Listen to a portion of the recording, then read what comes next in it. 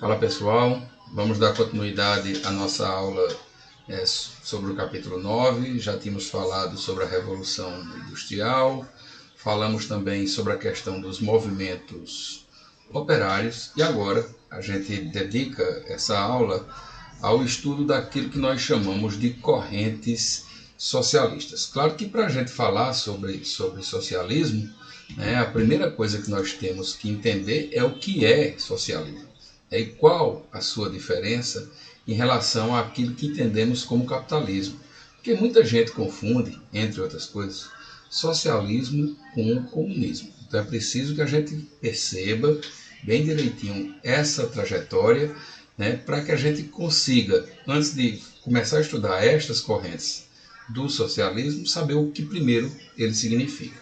Beleza? Então, para o capitalismo, o que é a sociedade?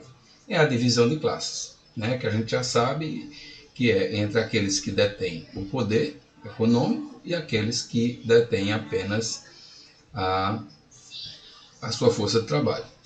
Para o capitalismo, a economia ela deve ser de mercado, ou seja, as empresas particulares devem gerir os negócios sem que haja a intervenção do Estado na economia. Ou seja, quanto mais liberal for a economia, mais positiva essa economia se estabelece segundo a visão do capitalismo. E para o capitalismo, a propriedade ela é privada, ela existe, ela deve ser garantida. Isso é um princípio, inclusive, iluminista. Nós já estudamos iluminismo e vimos que o direito à propriedade privada era uma das reivindicações do movimento, exatamente por acreditar que é dever do Estado garantir que as pessoas tenham sua propriedade e que ela não seja tomada, assim como também são os meios de produção. Ou seja, para o capitalismo, aquele que detém a propriedade da terra, que produz o alimento, aquele que tem a indústria, aquele que tem a fábrica, aquele que tem um comércio ou a casa, são bens inalienáveis que ninguém pode tomar de você. E qual a diferença então para o modelo socialista? Para o socialismo, não adianta existir uma sociedade dividida em classes, porque ela será sempre uma sociedade injusta. O socialismo ele defende uma sociedade sem divisão de classes, sem divisão. Ou seja, uma sociedade igualitária, planificada, onde todos tenham as mesmas oportunidades. Cuidado para você não sair dizendo que todos têm que ganhar a mesma coisa, que todos têm que fazer a mesma coisa, senão a gente só teria um tipo de profissão. Certo? O que não pode haver, segundo os socialistas, é a disparidade do modelo. Certo? O modelo ele tem que garantir, por exemplo, que as oportunidades para que você se torne um médico, um engenheiro, um professor, qualquer que seja a profissão, sejam as mesmas, que o Estado garanta as mesmas condições, certo? E que cabe ao governo ser o agente fiscalizador desse processo. Para o Estado, a economia ela tem que ser centralizada. Quem tem que organizar todas as regras econômicas é o Estado, certo? Dominado por empresas estatais, empresas públicas, que garantam o controle de toda a produção, consequentemente evitem exatamente o lucro excessivo, o monopólio e todos os outros quesitos que são bem característicos do sistema. E para o socialismo, a propriedade ela é formada, certo? Principalmente pela propriedade coletiva. Ou seja, não adianta uma pessoa ter 10 mil hectares de terra, produzir, ficar rico, e 10 mil pessoas não ter terra nenhuma. Então a terra ela deve ser coletiva, ela deve produzir para todos, cabendo ao Estado controlar esses meios de produção, controlar a compra desses produtos e repassar para a população da forma mais justa possível. Claro que a gente vai ver, se observar direitinho, do ponto de vista social, o lado socialista ele é muito mais interessante. Não é bem assim. Isso é o que se pretende. Isso, entretanto, jamais aconteceu.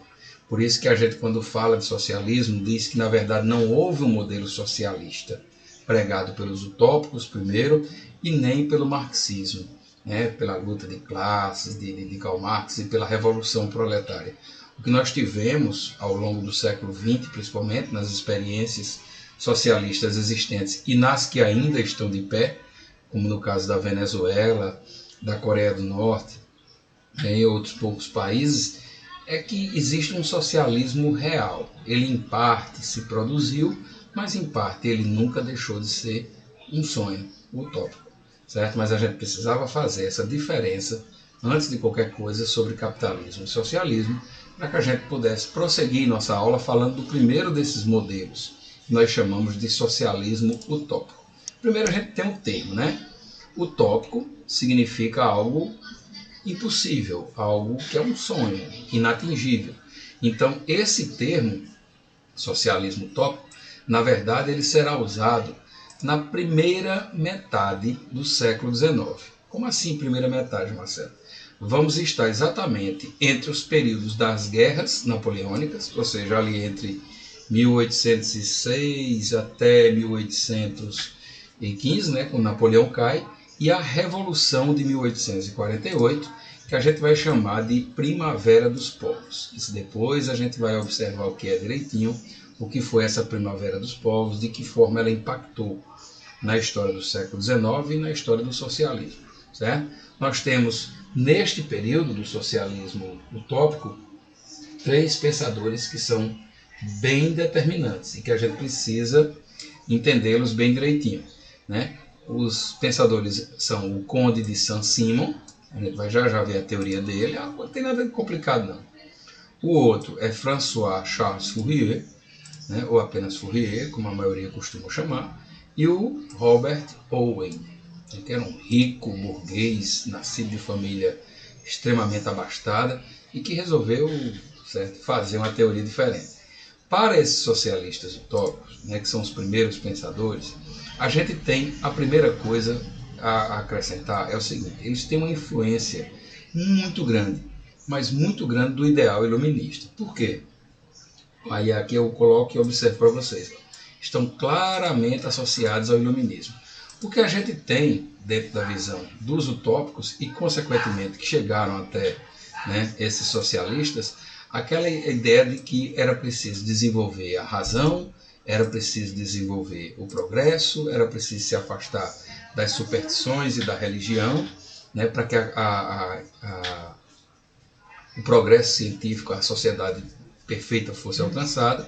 E um dos principais ilustradores e um dos principais inspiradores desses socialistas utópicos, né, foi exatamente o Jean-Jacques Rousseau. Para quem lembra, nós estudamos a filosofia do Jean-Jacques Rousseau, que é considerado por muitos o pai da democracia, e você sabe que durante os nossos estudos sobre Rousseau, uma das críticas maiores que Rousseau fez foi exatamente sobre a burguesia, em cima da questão da propriedade privada e a teoria da desigualdade entre os homens.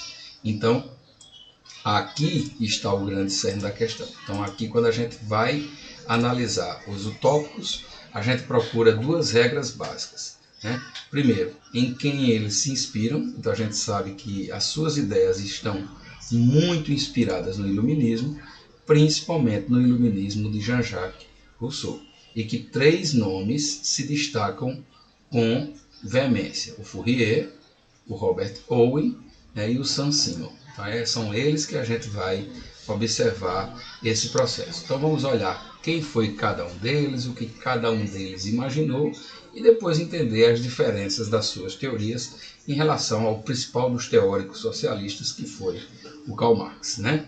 Então bora lá. Conde de Saint-Simon, o homem nasceu ainda no século XVIII, mas depois, né, veio falecer já no século XIX. Ele tem, em sua teoria, uma primeira constatação. Para ele, a sociedade ela é dividida assim, entre os produtores e os ociosos, ou seja, entre aquelas pessoas que trabalham, produzem riqueza. Olha aquela história do iluminismo, baseado no ideal do progresso científico, da razão, do trabalho, né, da coisa toda. Então, para ele, existem os que produzem e existem os que são ociosos. E estes ociosos, na visão de Saint-Simon, são exatamente o grande problema social a ser enfrentado. Então, como é que ele deveria organizar? Para ele, a sociedade ela teria que ser formada por produtores e não por ociosos. Mas como fazer isso? Olha a ideia que Saint-Simon teve. Né? As empresas capitalistas deveriam assumir as responsabilidades sociais ou seja, entender que elas geram lucro, que elas exploram o trabalhador, que elas buscam a mais-valia e todos os processos para que pudesse resolver, certo? A partir daí o problema dos ociosos. Minha gente, por isso que esses caras, eles são os chamados socialistas utópicos, porque não passou de sonho a teoria desses caras. Tá? Então o Saint-Simon, ele acreditar que, né, é papel do capitalismo, que é exatamente o que explora o processo de reduzir essa exploração, reduzir essa disparidade, é muita inocência. Né? Então a gente tem que imediatamente observar, né, dentro dessa lógica, que o cara não batia muito bem da bola. Aqui está o nome, a imagem, né, do Saint-Simon, um rapaz bonito, né, com discreto nariz, e francês. Né? Então, ele é o primeiro deles. Né? Para eles, os intelectuais deveriam governar, o povo não deveria ter grande participação na política, porque a ignorância leva às escolhas erradas. Então, a gente tem aí uma série de elementos bem importantes que a gente precisa sempre estar observando. O segundo deles, dos teóricos, é o Charles Fourier, né? Outro francês que vive a transição entre os séculos XVIII e XIX, vive o período napoleônico, né? E ele vai buscar uma ideia um pouco melhor. A teoria de Fourier, ele é um pouco mais interessante. Na visão dele, como o capitalismo ele existe e ele cria as desigualdades, né? Essas desigualdades deveriam ser combatidas da seguinte forma. Olha só, deveriam ser criadas instituições fundadas na coletividade e na associação e na cooperação entre essas pessoas. Essas instituições, elas seriam chamadas de falancstérios. Eu vou mostrar a vocês o que é um falanctério. Ou seja, é um troço assim. Ou seja, numa área rural seria construído um grande centro onde milhares de pessoas que viviam na miséria na cidade, aproximadamente 1.800 trabalhadores, que eram explorados, que viviam em péssimas condições, né, que contribuíam para a violência e para todos os problemas e mazelas sociais que existiam na cidade, seriam removidos para esses locais, aonde eles teriam acesso à moradia, nesse falanctério, aonde eles teriam acesso à terra e a ferramentas, aonde todos produziriam para todos e com todos, ou seja, teríamos aí uma cooperação, né, uma associação entre essas pessoas, e que isso reduziria significativamente a desigualdade. A teoria dele é excelente. Se você observar, uma ideia interessante. Imaginou, a gente pega aqui numa cidade, né, e junta aí 2.000 pessoas em situação de rua, mendigos, miseráveis, e diga, olha, a gente está transferindo vocês todos para um centro, e esse centro lá a gente chama de falanctério. Essa terra todinha aqui, 100 hectares, vocês vão produzir, vão começar a produzir para vocês, né, para que ninguém passe fome, para que todos dividam entre si. E aí você sabe que isso é muito complicado. E aí vem o problema complicador principal da teoria de Fourier. Os próprios empresários deveriam financiar esses falanctérios, porque como eles são os provocadores da desigualdade social, era deles a responsabilidade de produzir esse tipo de coisa. E você sabe que não teve condições, por mais que ele tenha tentado vender essa ideia como uma ideia interessante, uma ideia que resultaria em sucesso e que as pessoas estariam, né, muito mais felizes, com menos problemas, as cidades seriam mais interessantes. Ninguém comprou muito a ideia do Fourier. E o que nós temos é que ele nunca conseguiu colocar em prática a sua teoria. Felizmente ou infelizmente, ninguém sabe. Mas a ideia, pelo menos, é melhor do que a de Saint-Simon, que achava que a burguesia tem que ter consciência social. E burguesia não tem consciência social. A burguesia tem lucro, certo? Na sua consciência. O terceiro e último desses pensadores utópicos, né, e aí a gente fecha essa aula com socialistas utópicos, vamos deixar Marx para uma aula em específico, porque a sua teoria é muito mais complexa, é muito mais interessante de ser observada, e a gente precisa, né, fazer uma comparação entre esse modelo que nunca saiu do papel, por isso que a gente chama de utópico, e a teoria marxista, que chegou a ser implantada, mas não nos moldes que Marx desejava, chama-se Robert Owen. Esse é britânico, um homem muito bem nascido, filho de industrial. O cara sempre teve uma vida muito boa.